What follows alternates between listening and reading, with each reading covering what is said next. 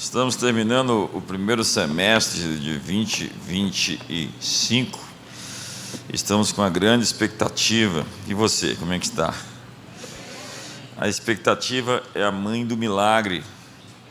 E eu realmente acredito que Deus está fazendo algo incrível, pelo qual devemos viver. Romanos 13, vamos abrir as Escrituras. Romanos capítulo 13, vamos ler o verso número 11, apenas o verso 11. Romanos 13, verso 11. E fazer isso conhecendo o tempo. Já é hora de despertarmos do sono, porque a nossa salvação está agora mais perto de nós do que quando aceitamos a fé.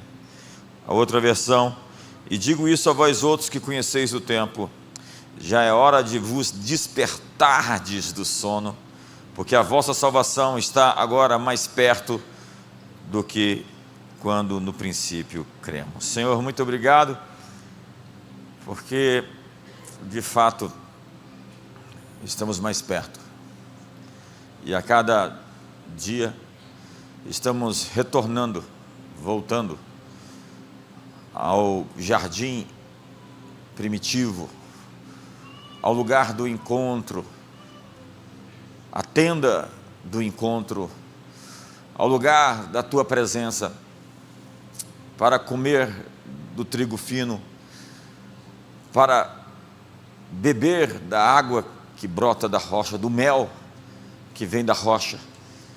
Oramos hoje para que a Tua boa mão possa nos acordar, nos despertar do sono que por vezes estamos imersos, tratar com as nossas dificuldades, lidar com os nossos gaps, desfazer os nossos nós, libertar-nos de mentiras que acreditamos. Que hoje haja uma revolução dentro de nós, que nos leve a um novo nível, um novo horizonte, uma nova dimensão em Tua presença. Oramos em nome de Jesus. Amém. Faltam 9 dias para o final do primeiro semestre. Eu quero desafiar você a estar em oração e jejum. Estamos em transição. Sabemos que no segundo semestre Deus tem um lugar novo para nós aqui na Comunidade das Nações. Temos algumas tratativas que estão na mesa e eu quero que você ore por isso e também invista nisso. Hoje eu quero falar de despertamento. Ao longo das últimas décadas, muitos princípios e símbolos bíblicos foram cooptados por grupos não cristãos para promover diversas causas. O termo bíblico mais recente que foi copiado é o termo woke, ou seja, desperto, acordado, consciente. Hoje, pessoas woke são aquelas com narrativas e linhas de pensamento como a militância neomarxista, que combina feminismo radical, ideologias de gênero, teorias raciais, socialismo, racismo sistêmico e diversos conceitos sobre identidade sexual. A geração woke, ou a agenda woke, promete destruir todos os conceitos da civilização ocidental judaica cristã, fazendo um rolo compressor e refundar o mundo. Em tradução literal, a palavra woke significa acordado. Então, ativistas políticos passaram a utilizar o verbo para designar aqueles que estão acordados, atentos, despertos a questões sociais com um viés claramente marxista. Mas o termo woke não é do marxismo, mas da Bíblia. O apóstolo Paulo disse há mais de 2 milênios: é hora de acordarmos do sono. Empurra seu irmão um jeitinho gostoso e diga para ele: é hora de acordar do sono. E mais, Paulo disse lá em Efésios capítulo 5, mas todas as coisas, quando reprovadas pela luz, se tornam manifestas, porque tudo o que se manifesta é luz. pelo que diz: desperta, ó tu que dormes, levanta-te dentre os mortos e Cristo te iluminará. Paulo está dizendo que existem cristãos despertos, acordados, conscientes, e existem cristãos que ainda estão adormecidos. Assim, nós precisamos separar os homens dos meninos essa noite. É preciso discernir pessoas biblicamente conscientes de pessoas dormidas, sonolentas, entorpecidas. Uma pessoa biblicamente consciente ou acordada nasceu do alto, o que lhe permite ver o reino de Deus. Nasceu de Deus, nasceu de novo. Como no texto que fala sobre Nicodemos em João capítulo 3. Este Nicodemos de noite, está claro que ele não queria ser visto de dia com Jesus, já que ele era um fariseu, foi ter com Jesus e lhe disse: Rabi, sabemos que és mestre vindo da parte de Deus, porque ninguém pode fazer esses sinais que tu fazes se Deus não estiver com ele. A isso respondeu Jesus na cara. Jesus não economizava palavras, era direto, franco, objetivo, aberto. Em verdade, te digo que se alguém não nascer de novo, não pode ver o reino de Deus. A palavra ver, eidom, pode significar discernir, entender ou experimentar algo. Veja esse conceito sobre ver, enxergar o reino de Deus. Jesus disse que se uma pessoa ainda não nasceu de novo, não compreenderá a realidade do reino de Deus. Não adianta enxugar gelo, malhar em ferro frio. Não adianta insistir com alguém que está morto espiritualmente. O reino de Deus é um reino que governa tanto o visível como o invisível, e você precisa de abrir os seus olhos do entendimento, ou como diz Paulo, os olhos do seu coração para enxergar. Uma pessoa biblicamente acordada enxerga o mundo pela perspectiva de Deus. Jesus disse: ninguém, depois de acender uma candeia, a põe em um lugar escondido. Você não pega uma lâmpada dessa e põe em um lugar escondido, nem debaixo do alqueire, mas no velador, a fim de que todos entrem e vejam a luz. São os teus olhos, a lâmpada do teu corpo. Se os teus olhos forem bons, todo o teu corpo será luminoso, mas se forem maus, o teu corpo ficará em trevas. Jesus está dizendo que o nosso olhar define luminosidade ou escuridão, a maneira como enxergamos. Ele não se referia simplesmente ao olho físico, mas à perspectiva, às lentes, os óculos com os quais vemos as coisas. O olho, portanto, é a porta da alma que permite a pessoa observar o mundo, discerni-lo, julgá-lo, tomar suas conclusões. Cada um vê de acordo com aquilo que ele é. Você não vê as coisas como elas são, você vê as coisas como você é, a partir das suas experiências, boas ou ruins. Quando a porta do olho está escura, sem iluminação divina, todo o corpo da pessoa está cheio de trevas. É o olhar que define luminosidade ou escuridão na sua vida. É como você vê a prosperidade do outro, é como você vê o casamento, ou o governo, ou o sistema educacional. Cada um lê a partir das suas perspectivas próprias, daquilo que existe dentro delas. Uma pessoa biblicamente desperta tem uma perspectiva de vida baseada no reino de Deus e na sua palavra, em vez da opinião e do sistema dos valores do mundo. O cristão médio, ele não tem uma visão bíblica, uma cosmovisão cristã da realidade. Ele enxerga por alguns pouquíssimos versículos bíblicos, mas não tem uma leitura, uma lente que o faz enxergar a partir das Escrituras. Paulo afirma que todos os crentes eram outrora trevas, e agora são luz no mundo, pois outrora erais trevas, porém agora sois luz do Senhor, andai como filhos da luz. Pessoas biblicamente acordadas, conscientes, despertas, não se misturam com as obras das trevas. O texto continua no verso 11: e não sejais cúmplices nas obras infrutíferas das trevas, antes, porém, reprovai-as. Você não pode rir de piadas que custam a dignidade dos outros. Você não pode compartilhar de fofocas, de acusações que as pessoas não apresentem provas. Você não pode comer na mesa dos escarnecedores, dos zombadores de Deus. O verso continua: porque o que eles fazem em oculto, o só referir é vergonha, mas todas as coisas, quando reprovadas pela luz, se tornam manifestas, porque tudo o que se manifesta é luz. Veja o contexto. Pelo que diz: desperta, ó tu que dormes, e levanta-te dentre os mortos, e Cristo te iluminará. Se você é um cristão genuinamente consciente, acordado, desperto, um cristão woke, você não será cativo do pensamento de grupo do mundo. Agora, se tudo o que você faz é ecoar o que a cultura pop diz e acredita, sob a perspectiva de Deus, você ainda está dormindo, se não morto. Pessoas biblicamente despertas, acordadas, não mais seguem o padrão de vida daqueles que vivem nas trevas. Efésios 4, verso 17, nos ordena a não mais viver como os gentios, aqueles que estão fora da aliança de Deus. Diz o texto.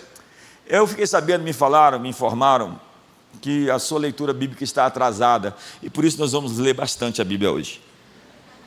E isto, portanto, digo, e no Senhor testifico, que não mais andeis como também andam os gentios, na vaidade dos seus próprios pensamentos, obscurecidos de entendimento, alheios à vida de Deus por causa da ignorância em que vivem, pela dureza do seu coração. Veja a expressão dureza do coração e ignorância. Ignorância é trevas, conhecimento é luz. A origem, a etimologia das palavras apresenta ignorância e escuridão, conhecimento é iluminação. E o coração duro apresenta um coração que não está pronto para que a verdade floresça. Os não nascidos de novo têm o seu intelecto, a sua mente, a sua razão obscurecido devido à cegueira dos seus corações.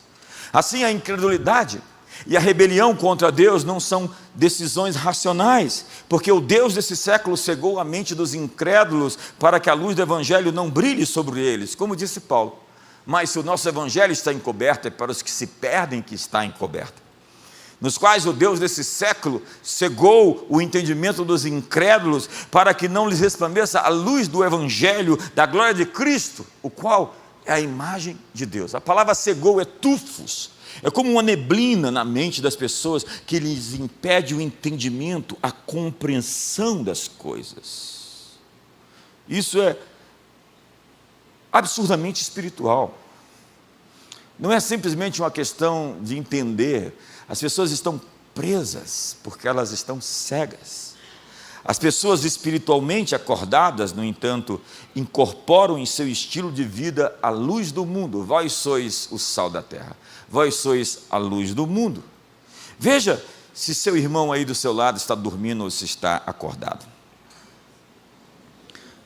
Pessoas biblicamente acordadas não vivem mais para si mesmas, elas vivem para Cristo. Paulo disse: já não vivo mais eu, mas é Cristo quem vive em mim. O meu viver que agora tenho na carne, vivo pela fé no Filho de Deus que me amou e a si mesmo se entregou por mim. Paulo disse em 2 Coríntios 5 que Jesus morreu por todos aqueles que vivem, não vivam mais para si mesmos, mas para aquele que por eles morreu e ressuscitou. Vamos ver o texto? E ele morreu por todos, para que os que vivem, não vivam mais para si mesmos, mas para aquele que por eles morreu e ressuscitou. Eu vejo tantos cristãos vivendo para si mesmos, tantos cristãos que chamam Jesus de Senhor, mas o Deus deles é o ventre deles. Eu vejo tantos cristãos que dizem que estão por Deus, mas estão somente por si. Eles chamam Jesus de Senhor, mas Senhor é apenas um apelido. Porque quando eu chamo Deus de Senhor, eu estou dizendo: pode mandar que eu obedeça.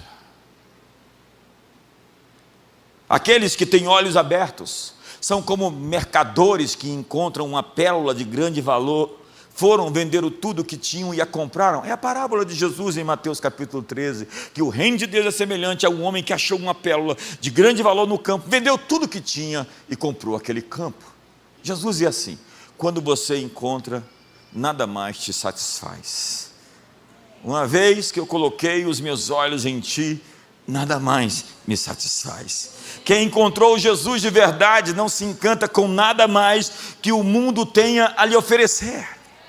Os verdadeiros cristãos perderam o deslumbre com o mundo porque encontraram a verdadeira beleza. Entenda uma coisa sobre beleza. Eu queria ser mais extenso sobre isso, mas o tempo não me permite. Nós somos programados para sermos atraídos pela beleza. A beleza, o belo, o estético nos chama atenção. Mas a beleza, em todas as suas formas, pode facilmente se tornar uma armadilha para os nossos corações. Porque nós vivemos em um mundo caído. E a luxúria é, em sua raiz, um anseio pelo belo, pela beleza. É um desejo que advém da atração por algo que reflete, ainda que imperfeitamente, a beleza criativa de Deus. Tudo o que é belo, estético, tem origem em Deus, mas há muitas coisas que são distorcidas. Seja o fascínio de uma pessoa, uma conquista, um objeto material, todas essas coisas contêm alguma forma de beleza porque se derivam do mundo criado, que é uma expressão da arte de Deus. Ele é o criador, o desenhista, o pintor, o escultor. Somos naturalmente atraídos por essa beleza, mas sem reconhecê-la como apenas uma sombra da perfeição de Deus. Se não tivermos essa consciência, se não formos despertos, acordados sobre isso, nós corremos o risco de elevar a beleza a um lugar de adoração. E quebramos o mandamento principal. As coisas refletem a beleza de Deus. Apenas isso. Isso é um exemplo da atração entre homens e mulheres. Somos atraídos pela beleza de uma mulher porque ela reflete de forma sutil a glória e a perfeição do desígnio de Deus. Na Bíblia há 19 citações que falam da mulher tão bonita e até colocam a mulher como quase igual àquele anjo querubim caído, Satanás, que era a expressão da formosura e da beleza.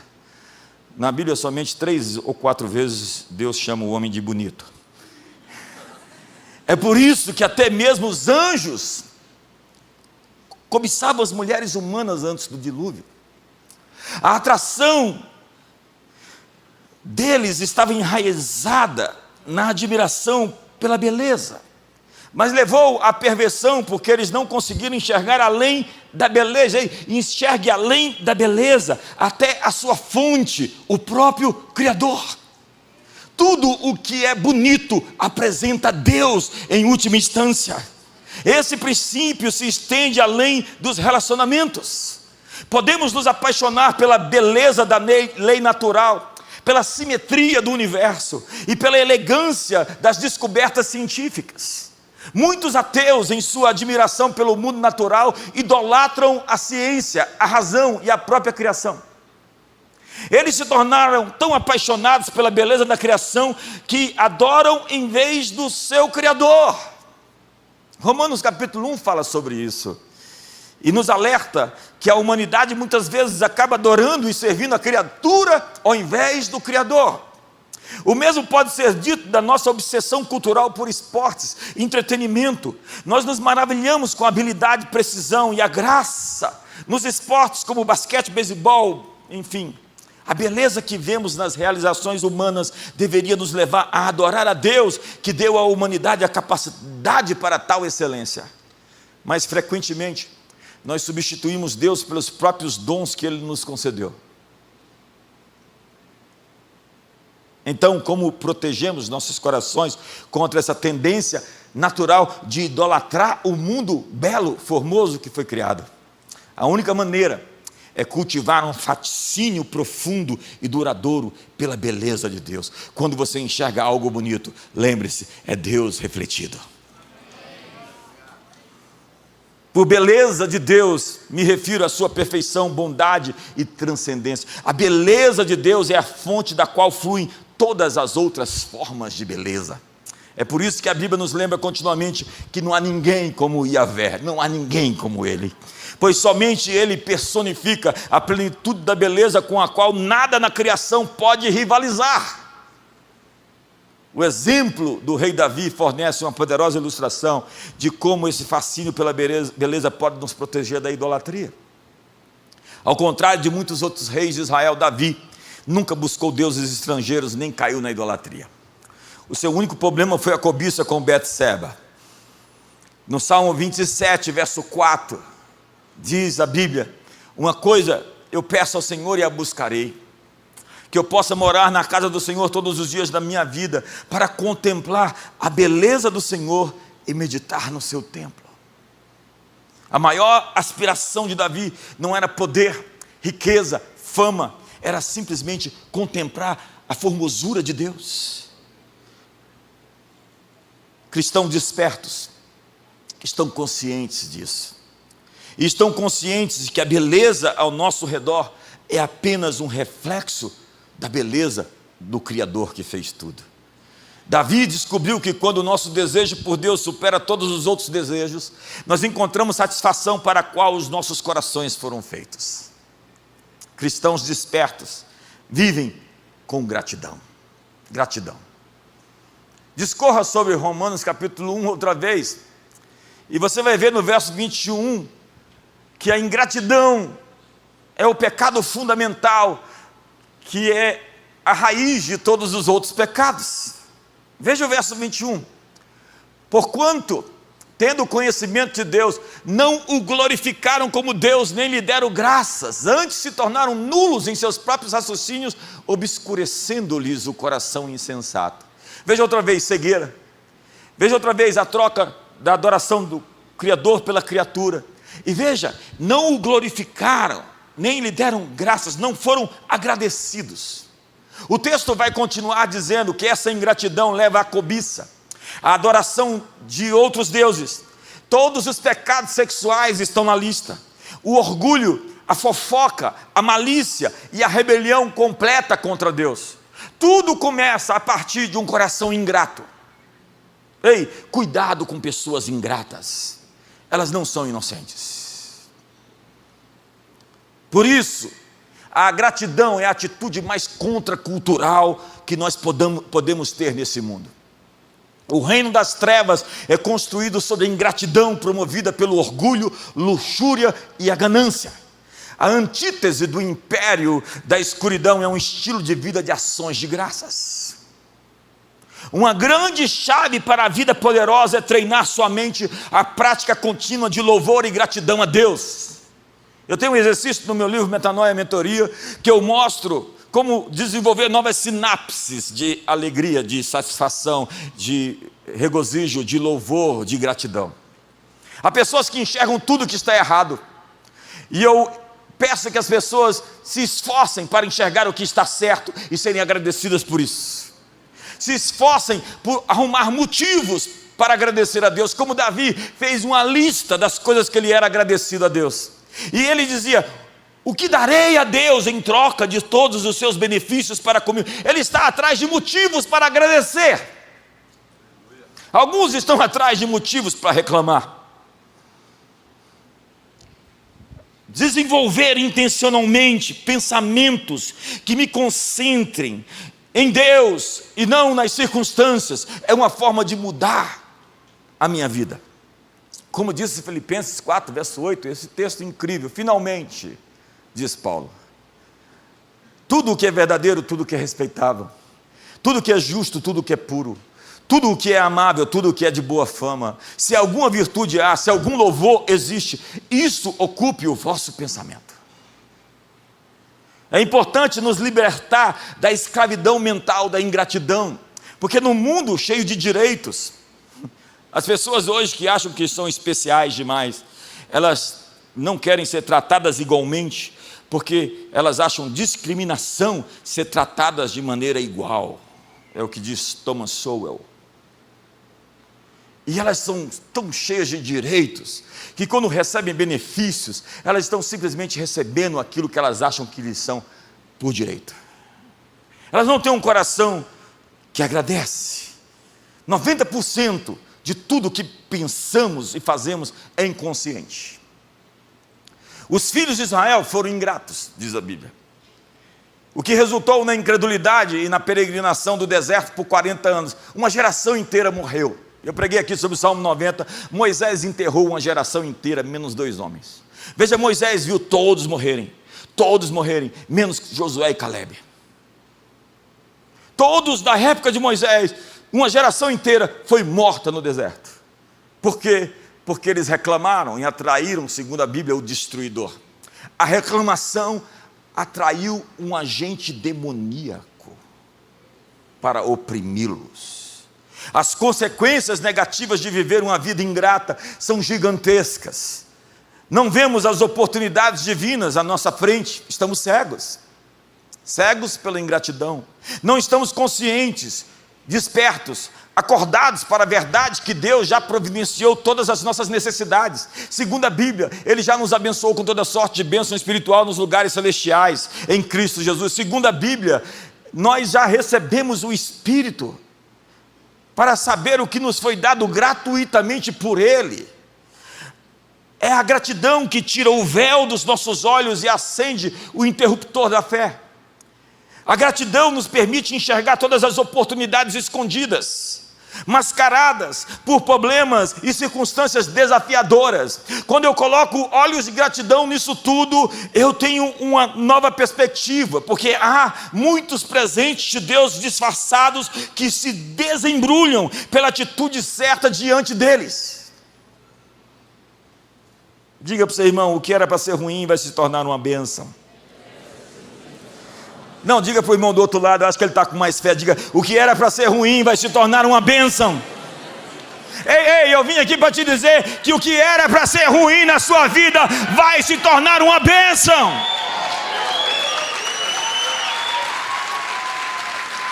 A gratidão se concentra nos processos de Deus em vez de nas ações dos homens.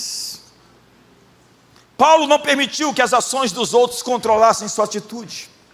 Isso o capacitou a adorar a Deus mesmo preso em correntes de troncos em uma prisão em Filipos, em Atos capítulo 16, ele está adorando a Deus preso. E quando ele adora, as prisões se abrem. Quando nos concentramos em Deus, nós vemos a ação providencial dele por trás de cada circunstância. Quando reclamamos, nós estamos em essência dizendo que Deus não é suficiente para nos satisfazer. Davi disse que o Senhor era a sua porção, o seu cálice e a sua herança. O pecado original de Satanás foi a ingratidão, gerada pelo seu orgulho. Ele não estava feliz pelo seu lugar como querubim da guarda, ele queria algo mais. Ele não estava satisfeito. Há pessoas que cometem torpeza simplesmente por conta da ingratidão, e isso resultou na expulsão do querubim caído do céu. Satanás é o pai de toda ganância, cobiça e reclamação. E quando os nossos corações são ingratos pelas coisas que Deus já nos deu, nós assumimos a mesma frequência de Lúcifer. Isso é uma maneira gentil de dizer, você está na frequência de Satanás, irmão. Muda a frequência. A ingratidão nos faz perder as pessoas mais importantes da nossa vida. Lembre-se de Ló. Quem acha um Abraão e perde um Abraão? Quem deixa um Abraão ir embora? Mas Ló era ingrato. E na briga dos pastores, ele ficou pelos pastores contra Abraão. E foi para Sodoma. E você conhece o final da história. Quando nós estamos insatisfeitos, não seremos gratos pelas pessoas chaves que Deus colocou em nossas vidas, o que leva a acentuar aspectos negativos sobre elas em nossas mentes. Alimentamos setas. Setas são pensamentos de Satanás que ganham o nosso coração e criam raízes dentro de nós. Isso resulta em repeti-las por meio de interações negativas. Quando vivemos em constantes reclamações, resmungos, queixas, exaltamos o espírito errado. Ensinamos então os nossos filhos da pior forma, que a hora de ligar o interruptor da gratidão é apenas durante o culto de 2 horas no domingo. Vamos adorar. Terminou a adoração, vamos embora reclamar. Deus multiplicará as coisas pelas quais sou mais grato em minha vida. Contudo, Ele não me confiará nada pela qual não sou grato. Eu costumo dizer às pessoas: se você não é grato a Deus pela minha vida, por favor, não levante sua voz em oração por mim. Não faça feitiçaria gospel. Quando ingratos, Deus não pode confiar em nós com mais das suas bênçãos. Ele nos entrega para nos fazer fiéis no que já recebemos, para depois nos pôr sobre o mais. Como disse o texto de Deuteronômio, Ele nos fez ter fome para saber o que estava no nosso coração, se guardaríamos ou não a sua palavra. Depois de confirmados e aprovados, Ele leva a um novo nível seus filhos. A ingratidão traz desânimo e até depressão. A melhor ferramenta para combater a depressão não é medicação, mas adorar o Criador e ser grato a Ele por todas as coisas boas que nos deu do alto. Toda boa dádiva, todo dom perfeito, procede do Pai das luzes, onde não há sombra, nem variação de mudança. E nós podemos despojar o diabo, segundo o Salmo número 8, e fazer calar o inimigo com o nosso louvor. O Catecismo de Westminster afirma que o nosso propósito mais elevado, ao sermos criados, foi para glorificar a Deus e desfrutar dele para sempre. E o Apocalipse nos ensina que no céu os anciões e os seres angélicos adoram continuamente o nosso Criador. E uma das coisas que eles dizem é: digno és, Senhor e Deus nosso, de receber glória, honra e poder, porque Tu criaste todas as coisas, e por Tua vontade elas existem e foram criadas. Pessoas espiritualmente despertas, conscientes, acordadas, não negligenciam a sua salvação. O escritor a Hebreus diz: como escaparemos nós, se negligenciarmos tão grande salvação, a qual, tendo sido anunciada inicialmente pelo Senhor, foi-nos depois confirmada pelos que a ouviram? A palavra grega para negligência é amelessantes, que significa não dar atenção, ou menosprezar, ou ser negligente mesmo. Em Mateus 22, essa palavra aparece outra vez no verso 5, na parábola das bodas. Nós temos outro exemplo. Eles, porém, diz a Bíblia, não se importaram se foram um para o seu campo, outro para o seu negócio. Eles tinham um convite e simplesmente não deram atenção ao convite, menosprezaram, negligenciaram. Muitos são chamados, diz a Bíblia, mas poucos os escolhidos. Hoje muitos cristãos negligenciam os fundamentos da fé, e eles acreditam na perigosa suposição de que sua salvação é um fato consumado, independente de como eles vivam sua vida. Esse não é o ensino dos apóstolos originais, que escreveram o texto sagrado. Pedro admoestou os crentes a garantirem seu chamado e a sua eleição. Ele diz: por isso, irmãos, procurai com diligência cada vez maior confirmar a vossa vocação e eleição. Confirmar a vossa vocação, o seu chamado e a sua eleição, porquanto procedendo assim não tropeçareis em tempo algum. Crentes acordados, despertos, conscientes, não negligenciam sua frequência aos cultos à igreja. Cristãos comprometidos raramente faltam aos cultos dos domingos. A frequência em algumas igrejas caiu, não porque as pessoas estão abandonando a igreja, mas elas estão indo à igreja com menos frequência. Alguns são crentes mensaleiros. Mensaleiro é uma palavra horrível, né? Outros domingueiros. O escritor a Hebreus nos adverte a não negligenciar os cultos da igreja, mas a exortar-nos uns aos outros diariamente para que nossos corações não fiquem endurecidos. Diz o texto: não deixemos de congregar-nos, como é costume de alguns. Antes façamos admoestações, e tanto mais quanto vedes que o dia se aproxima. A falta de comunhão, a admoestação mútua, está ligada ao endurecimento do coração, resultando na negligência da própria salvação. Porque diz Hebreus ainda, porque se vivermos deliberadamente em pecado, depois de termos sido recebido o pleno conhecimento da verdade, já não resta sacrifício pelos pecados. Tem mais esperança para o Fernandinho Benamar do que para um crente que frequenta a igreja, diz que conheceu Jesus e vive no erro. Dê um sorriso para o seu irmão, fale para ele, vai ficar bem no final. Todos nós precisamos de relacionamentos próximos com verdadeiros cristãos que nos incentivem a buscar a Deus e a cumprir a missão que nos foi dada. Paulo disse, a fé vem pelo ouvir e ouvir pela palavra. E cuidado com o que você ouve, cuidado com os pregadores cretinos que você está ouvindo, com essa gente torta, que está falando sobre teologias tão estranhas. Não há nada novo debaixo do céu, todas elas são bem antigas, e os pais da igreja, os apóstolos, lidaram com elas bem antes que nós. Cristãos despertos, conscientes, acordados, woke. Nós estamos tomando de volta a palavra, ok? A palavra não é deles, despertos somos nós. Eles não acordaram, eles dormiram e vão acordar em nome de Jesus.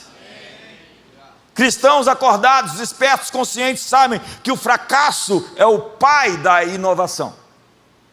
Cristãos despertos sabem perder para ganhar. Jesus soube perder. 3 dias parece que tinha perdido, ele entregou sua vida, ninguém a tomou, para depois levantar do túmulo e reinventar o mundo, criar uma nova criação e levantar a todos aqueles que creem nele. Antes de cada carreira ou empreendimento de sucesso, geralmente há uma infinidade de fracassos. Todos nós precisamos aprender a fracassar para frente. Diga, fracassar para frente. Vamos lá, fracassar para frente.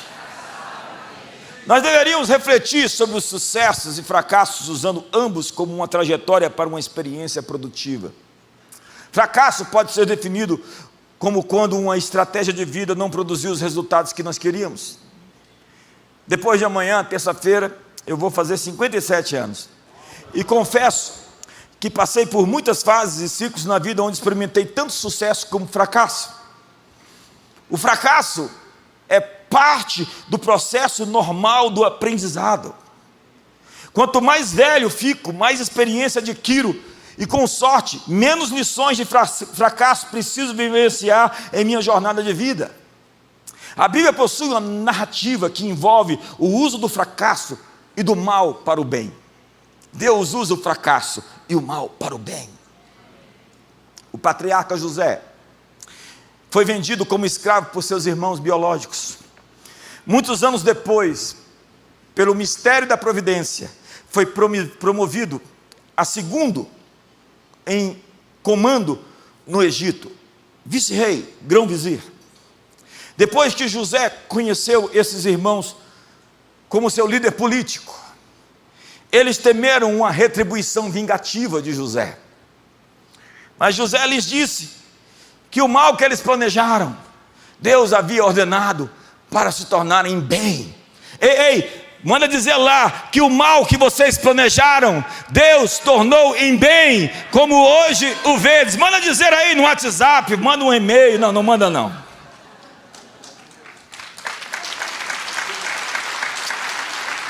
O apóstolo Tiago escreveu que nós devemos ter por motivo de grande alegria passarmos por diversas provações, sabendo que o resultado dessas provações desenvolve o nosso caráter. Diga para o seu irmão, você vai sair dessa mais forte. O sofrimento de Jesus resultou em sua gloriosa ressurreição, lembra? Não importa o que o diabo tente fazer, Deus o supera e vira a mesa todas as vezes. Todas as vezes Deus vai virar a mesa.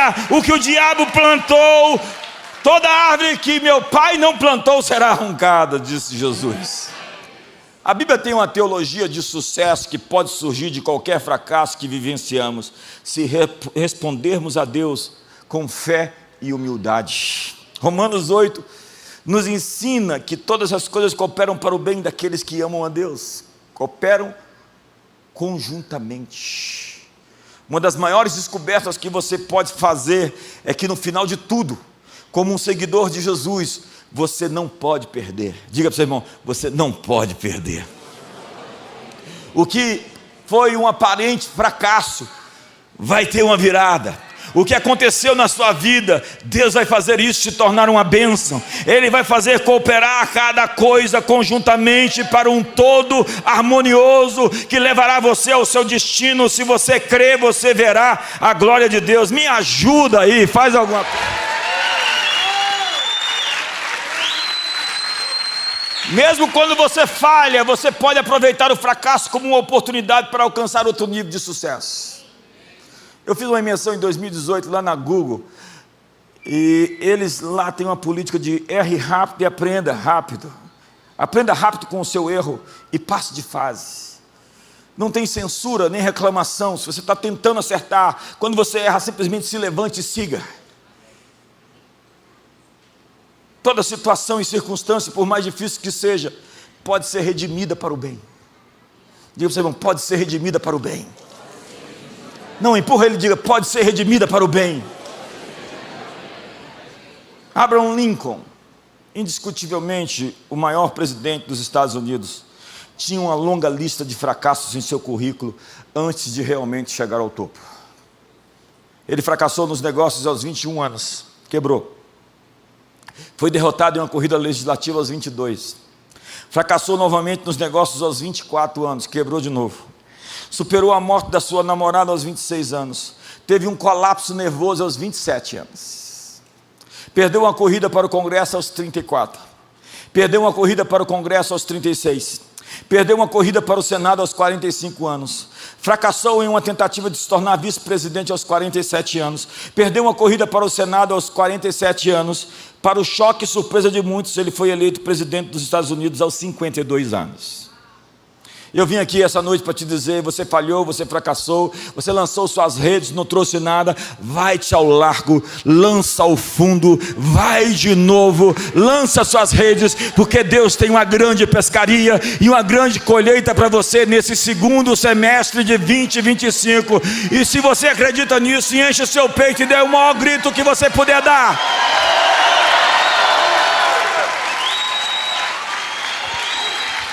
O Salmo 37 diz no verso 23, os passos do homem são firmados pelo Senhor, quando ele se deleita em seu caminho. Se cair, não ficará prostrado, porque o Senhor o segura pela mão. Provérbios capítulo 24 diz, 7 vezes cairá o justo, mas o Senhor o tornará a levantar. Engana-se quem acredita que só por servir a Deus estará isento de provas e de fracassos. Leia o livro dos Salmos outra vez e veja lá histórias de fracassos quanto histórias de sucesso, histórias de depressão emocional e de alegria exultante, porque o choro pode durar uma noite, mas pela manhã virá a alegria. Eu quero orar com você, levante suas mãos e diga, Deus, me dê sabedoria para transformar cada fracasso em um eventual sucesso. Deus, me dê inteligência para transformar qualquer experiência ruim em uma grande vitória para a tua glória, em nome de Jesus.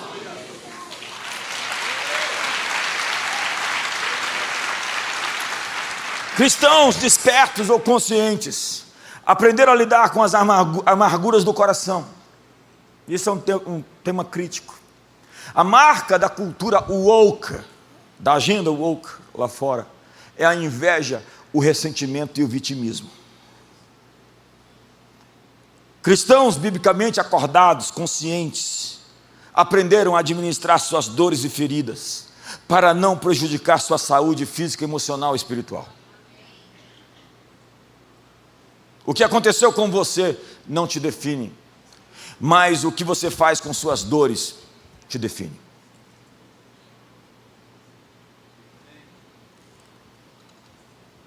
Hebreus capítulo 12 nos diz que uma raiz de amargura pode brotar e contaminar muitos. Eu já vi isso na igreja, eu já vi isso em muitos lugares.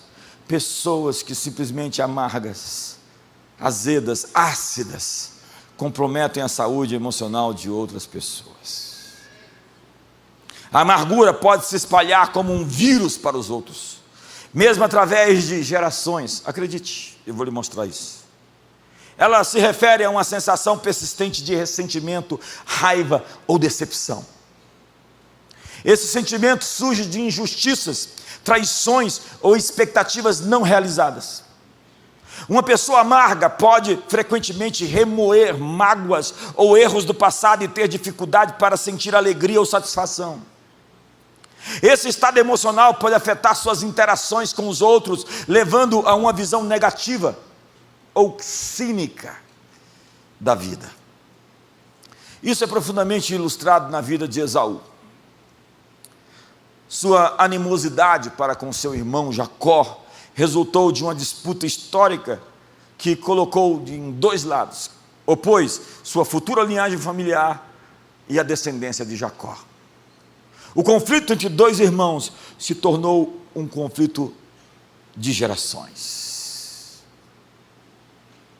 Esses traços de amargura foram transferidos de Esaú para os seus filhos, que gerou o conflito entre os filhos de Esaú e os filhos de Jacó. Nas narrativas envolvendo Amaleque e Edom, vários traços de uma pessoa que abriga amargura podem ser identificados. É o que eu chamo de o fenômeno amalequita.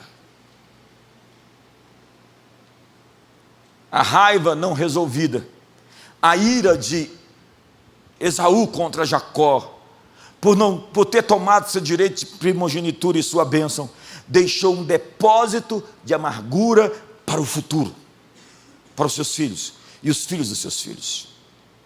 O ataque dos amalequitas, lá em Êxodo capítulo 17, contra Israel, foi a continuação da hostilidade que decorreu da raiva e amargura não resolvidas de um homem lá atrás, no passado.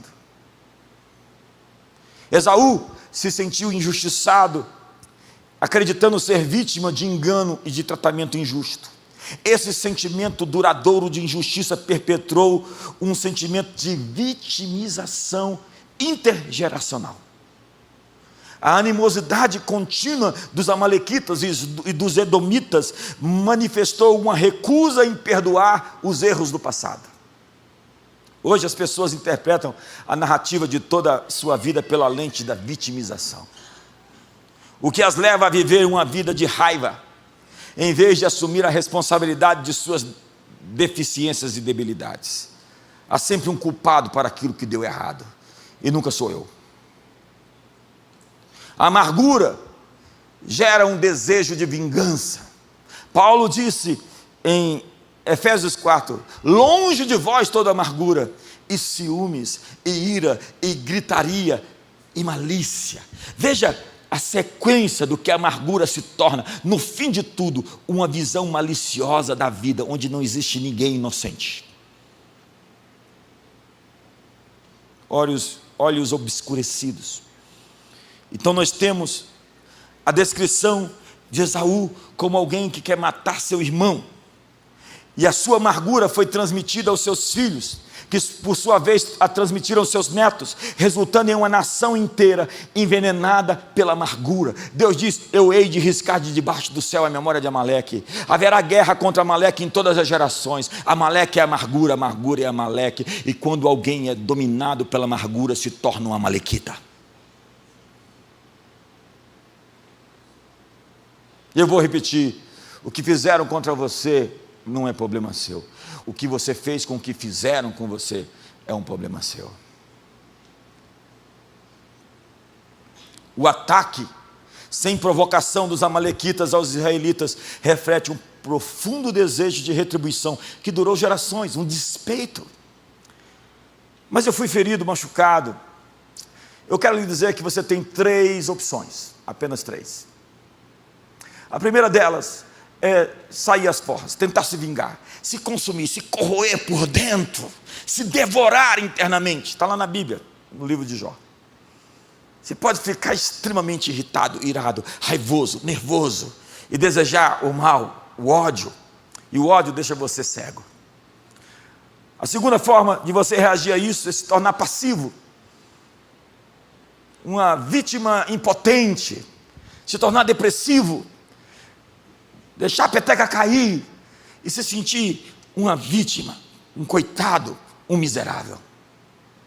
A terceira opção que você tem é entregar nas mãos de Deus e confiar nele. É dizer: Deus, isso não é assunto meu, é assunto teu. E o perdão é trocar de mãos a justiça, o perdão é trocar de mãos a vingança, o perdão é entregar para Deus com confiança de que Ele vai fazer a coisa mais acertada.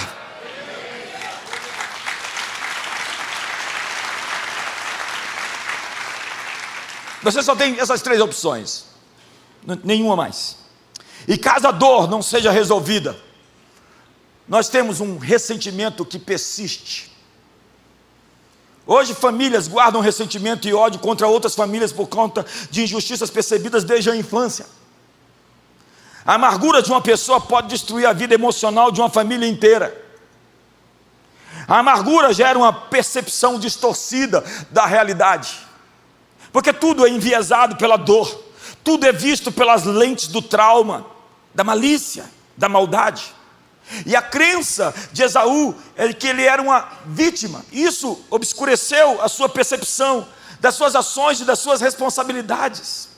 Ele se revoltou contra o pai, colocou a culpa em Isaac, que não deu a ele a bênção. Ele vendeu seu direito de primogenitura e estava procurando um culpado. Casou com 2 mulheres hetéias para machucar o seu pai.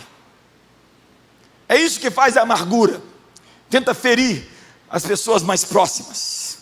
Ele distorceu a realidade pela lente da injustiça, a busca de culpados. O livro de Obadias condena Edom, que são os descendentes de Esaú. Edom é vermelho, e vermelho era o prato de lentilhas, e Esaú tomou a forma daquilo que o venceu. E Deus condena os edomitas pela sua arrogância, júbilo e julgamento equivocado diante da aflição de Israel. Quando Israel foi afligido, atacado e sofreu, houve uma comemoração no arraial dos edomitas. Deus olhou para aquilo e disse: não gostei disso. Por pior que seja a pessoa, nós não comemoramos a destruição de ninguém.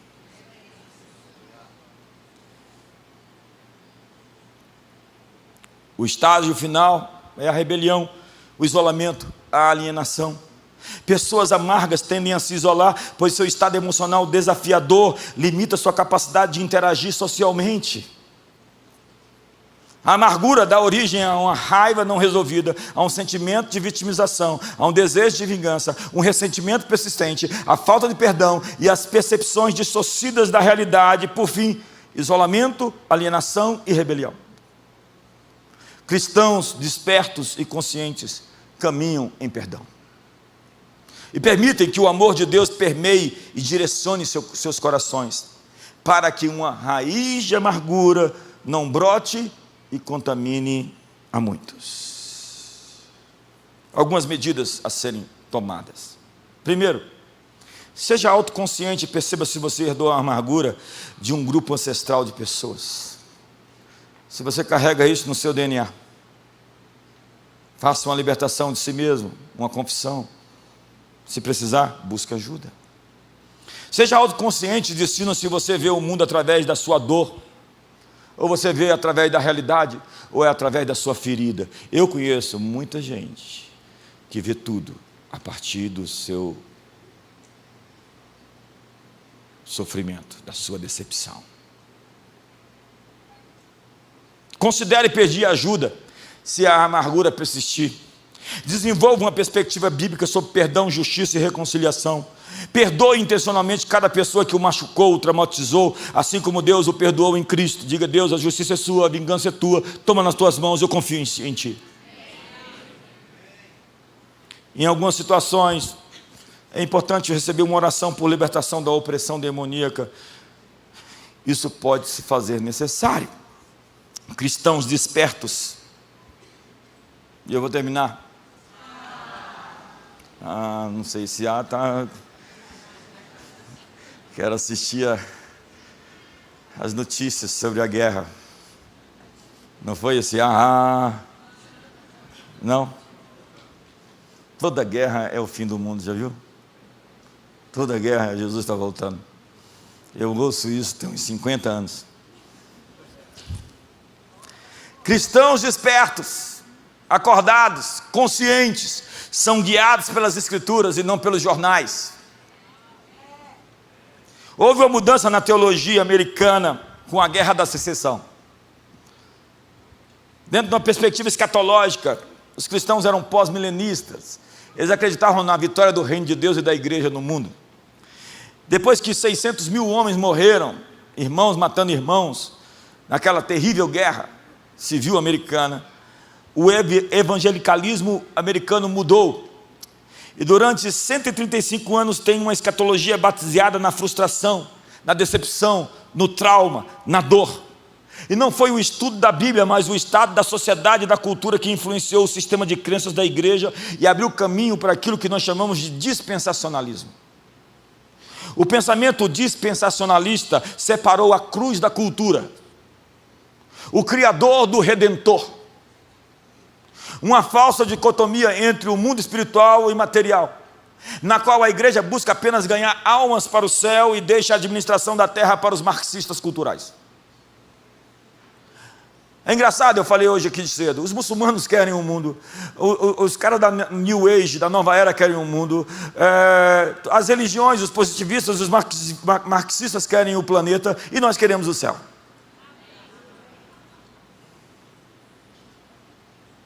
É uma esquizofrenia teológica.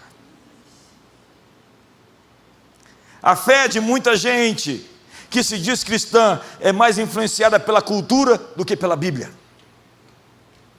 A teologia do processo diz que o evangelho e o ensino bíblico estão sempre evoluindo com o progresso da cultura, assim Deus está sempre aprendendo com o passar do tempo. É o que diz aquele cara lá de São Paulo, como é que é o nome do sujeito que queria atualizar a Bíblia? Esquece ele. Durante a Primeira Guerra Mundial, as igrejas da Europa estavam tão imersas no nacionalismo que se posicionaram umas contra as outras, com base em quem a sua nação estava em guerra. Muitas igrejas alemãs se juntaram ao Partido Nacional Socialista de Adolf Hitler, mesmo ele defendendo o genocídio de não alemães. E qual o motivo de todo esse acordo? Não foi a Bíblia, foi a cultura. As políticas públicas e as leis, em última análise, refletem a moralidade e a filosofia, o ethos de uma nação. E pessoas biblicamente despertas estão buscando sim uma cidade celestial. Elas entendem que tudo o que o mundo oferece é como um vapor que está aqui hoje, mas se foi amanhã. São como Abraão, que suportou os desafios do mundo, porque viu as promessas de Deus ainda não cumpridas e esperou pela iminente cidade, cujo Deus é o arquiteto e fundamentador. Ou como Moisés, que suportou as ameaças de Faraó, porque viu aquele que é invisível, queimou as pontes, saiu do Egito, não temendo a ira do rei. Se uma pessoa se diz cristã, mas entrega a sua vida completamente aos prazeres desse mundo, ela precisa de um despertamento espiritual, ou senão uma ressurreição. Você está morto. Morto no seu pecado. Pessoas biblicamente acordadas, no entanto, não têm medo da morte física. Paulo disse que o evangelho aboliu a morte e trouxe a vida e a imortalidade. Aqueles que andam com Deus não devem temer a morte, pois aqueles que vivem e creem em Jesus jamais morrerão. Paulo estava tão imerso no Messias que não sabia se queria continuar vivendo nesse mundo ou partir para estar com Cristo, já que era muito melhor estar com Deus. E se uma pessoa tem medo de morrer, ela não está totalmente acordada. e precisa se certificar de que está plenamente viva para Deus. Porque quando você fecha os olhos, você abre no outro mundo. Morte se tornou o portal dimensional. Aquele que crê em mim, ainda que morra, viverá. Eu sou a ressurreição e a vida. E é essa gente que virou o mundo de cabeça para cima. Eles não temiam os tiranos, os déspotas, aqueles que podiam matar o corpo. Temiam aquele que podia fazer a alma perecer no inferno. E esse é Deus. Eu quero declarar que nós estamos vendo levantar uma nova geração de gente desperta, consciente, cristãos acordados. Estamos para ver um verdadeiro despertar global, baseado na luz do conhecimento da glória de Jesus, que é a imagem de Deus. E você vai ter o seu despertamento pessoal. Nesses dias Deus vai te visitar, Deus vai te acordar, Deus vai te sacudir, Deus vai te virar de cabeça para baixo. Ele já fez isso lá na montanha esse final de semana, e vai continuar fazendo isso com você, até te transformar na pessoa que você tem que ser.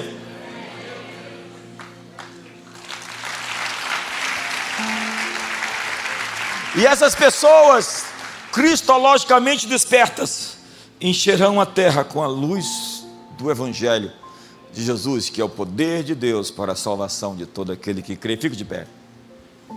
Eu preguei 60 minutos, parece que preguei só 20. Foi rápido. Quantos querem que eu pregue mais 60 minutos? Não brinca não. Amanhã eu vou falar de manhã e à tarde toda. Feche seus olhos, abraça a pessoa do seu lado. Pergunte para ele: você está acordado ou está dormindo? Paulo disse: é hora de despertarmos. Paulo disse: desperta, tu que dormes, e Cristo te levantará, te iluminará. Pai, hoje eu estou diante de uma congregação de irmãos e irmãs, e como a Nicodemos, nós ouvimos que ninguém pode ver o reino de Deus se não nascer de novo. Hoje eu peço que cada pessoa aqui possa ter de fato esse novo nascimento, se não o tiver, e cada pessoa possa abrir os olhos do seu coração, como disse Paulo aos Efésios, para saber a esperança do seu chamamento, a riqueza da glória da sua herança, a suprema grandeza do seu poder que Deus usou ao ressuscitar Cristo dentre os mortos. Que as nossas vidas sejam ocultas, escondidas com Cristo em Deus, para que tenhamos toda a riqueza da forte convicção do entendimento, para saber sobre o mistério, Deus o Cristo, onde estão ocultos todos os tesouros da sabedoria e do conhecimento de Deus. Hoje estamos aqui para dizer: nada mais nos satisfaz. Quando nós vimos a Ti, tudo ficou opaco, sem brilho. A Tua beleza, a Tua formosura, é para isso que vivemos.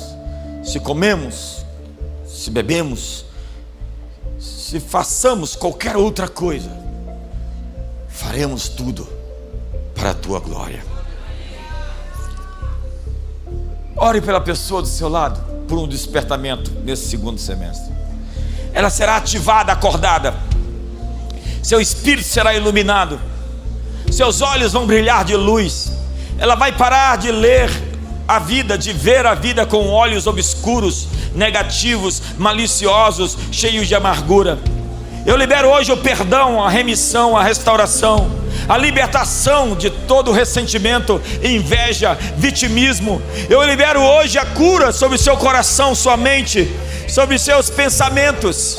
Que haja um novo caminho neural de agradecimento, de gratidão, de celebração, de vida, de festa. Que hoje Deus possa despertar você um novo acordar, uma nova consciência, onde você vai viver a vida que Deus lhe chamou para viver, para existir, em nome de Jesus. Essa é uma noite de ativação. Deus está mexendo dentro de você, nos parafusos, mexendo nos sistemas, mexendo nas entranhas, mexendo nas sinapses, mexendo nas coisas profundas do seu coração, nos quartinhos escuros, nos traumas interiores, nas dores suprimidas, no revanchismo, na suspeita, no despeito, na inveja, no ressentimento, na amargura. Deus abriu a ferida hoje, e hoje Ele está trazendo um remédio para você, está trazendo cura ao seu coração, libertação da sua alma da ingratidão, está criando novos caminhos para que você reconheça todo o bem que Ele te tem feito, toda a bondade que está disponível, todas as promessas que são suas, pois não recebestes o Espírito do mundo, mas recebestes o Espírito de Deus, para saber o que foi lhes dado gratuitamente por Ele. Em cada uma das suas promessas, para que nós nos tornemos mais coparticipantes da sua natureza, pela piedade e pela justiça. Cristo se fez maldição em nosso lugar, para que fôssemos abençoados. Ele nos deu o ministério da reconciliação, de que Deus em Cristo estava morrendo pelos nossos pecados, para que fôssemos justificados pela fé e tenhamos paz com Deus. E quem intentará acusação contra os eleitos de Deus, se é Deus quem os justifica? Limpe seu coração hoje da ferida, da dor, da amargura e do ódio. Limpe seu coração hoje da inveja, do ressentimento. Limpe o seu coração hoje da ingratidão, da raiva. Limpe o seu coração hoje da luxúria,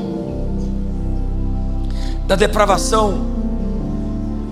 Limpe o seu coração da cobiça, da idolatria. Você recebeu uma grande chave ao ver a beleza.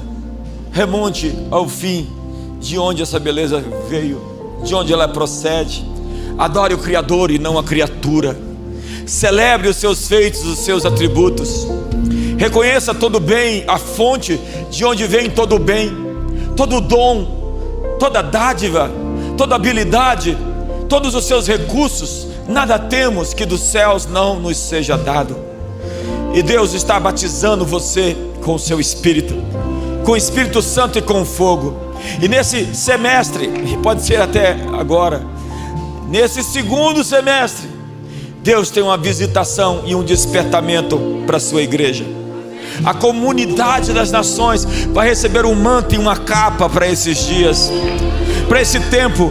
E você pessoalmente está sendo consciente, acordado, desperto de algo que Deus vai revelar a você.